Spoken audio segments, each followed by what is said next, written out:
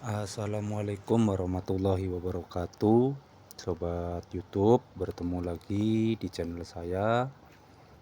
Dan di video kali ini saya ingin sedikit bercerita, menceritakan tentang beberapa alasan mengapa TKI Indonesia ini lebih dominan di negara Malaysia jika dibandingkan dengan negara-negara lain. Namun sebelum saya bercerita, saya ingatkan kepada sahabatku semua, jangan lupa untuk di like, di share, dan di subscribe ya sobatku semua. Jangan lupa untuk menyalakan lonceng notifikasi agar dapat notifikasi jika aku upload video baru. Jadi ini cerita zaman dulu ya sahabatku ya. Yang mana pada zaman dulu ada cerita mengapa di Malaysia banyak orang dari Indonesia ya sahabatku ya.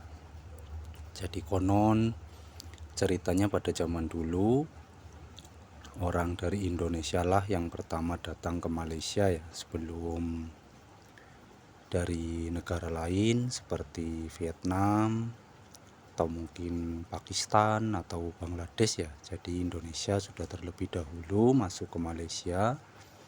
Jadi mereka yang datang untuk membuka pemukiman atau perkebunan, mengingat dulu Malaysia masih banyak perbukitan dan masih jarang pemukiman penduduk ya sahabatku ya.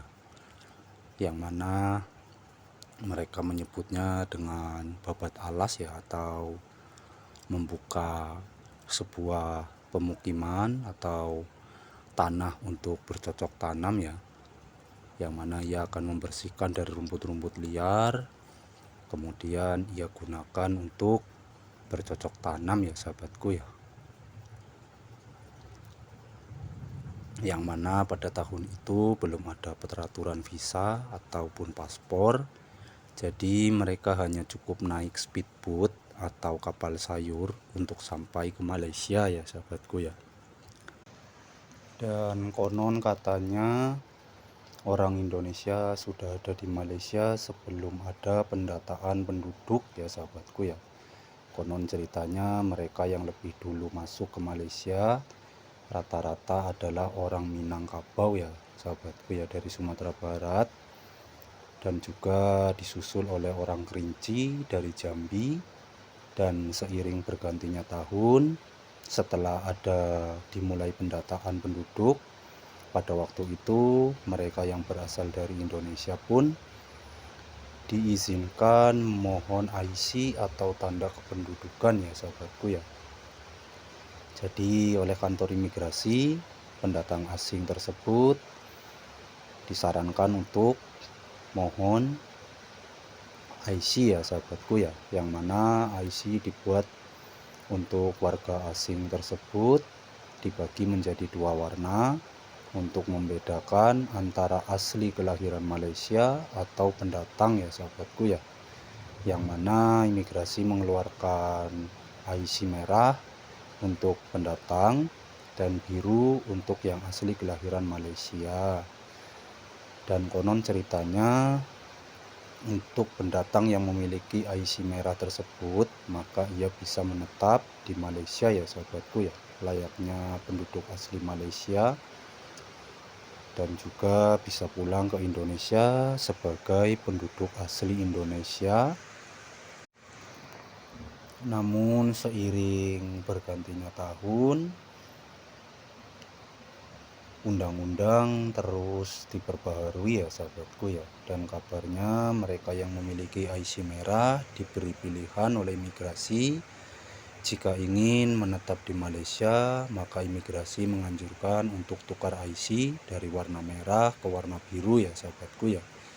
Dan akhirnya IC untuk warga asing pun resmi ditutup pada tahun 90 ya sahabatku ya, sekitar tahun 90-an.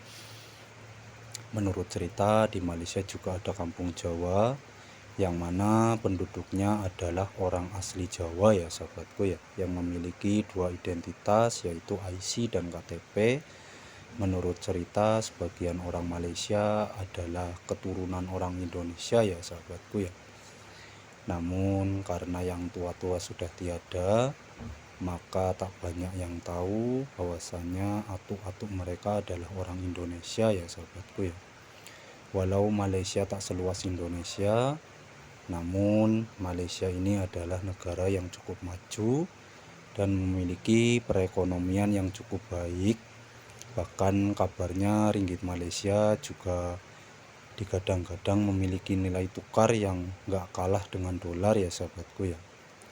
Mungkin ini adalah salah satu sebab mengapa sampai sekarang banyak warga asing yang memilih datang ke negara Malaysia untuk mengadu nasib, baik dari Indonesia, Myanmar, Bangladesh, Vietnam, dan masih banyak lagi tentunya ya sahabatku ya. Malaysia adalah negara yang mayoritas penduduknya sangat patuh pada undang-undang ya sahabatku ya. Tak heran jika Malaysia bisa maju baik dari perekonomian maupun pembangunan. Masyarakat Malaysia juga sangat peduli akan alam sekitar, di mana masih banyak pepohonan besar dan aneka macam satwa yang masih terjaga ya sahabatku ya. Semua itu bukan hanya karena ada larangan berburu, namun itu semua adalah wujud cintanya masyarakat Malaysia kepada negaranya, juga bukti nyata ketaatan rakyat Malaysia terhadap undang-undang di Raja Malaysia ya sahabatku ya. Malaysia juga negara dengan penduduk muslim terbanyak. Tak heran jika di bulan Ramadan seperti ini ya sahabatku ya, sering terlihat warung-warung makan yang tutup di siang hari. Itu semua sebagai bentuk dan rasa hormat kepada muslimin muslimat ya tentunya ya, yang menjalankan ibadah puasa. Jadi kita sebagai anak rantau tentu harus menghormati dan menjunjung tinggi undang-undang yang berlaku di negara Malaysia ya sahabatku ya. Jadi itulah cerita dari saya. Itu semua menurut cerita ke cerita ya sahabatku ya. Karena memang cerita itu dari orang-orang tua dulu yang pernah mengalami dan pernah berada di Malaysia jauh sebelum Malaysia merdeka seperti saat ini ya sahabatku ya. Jadi untuk kesalahan mohon maaf. Berkata assalamualaikum warahmatullahi wabarakatuh.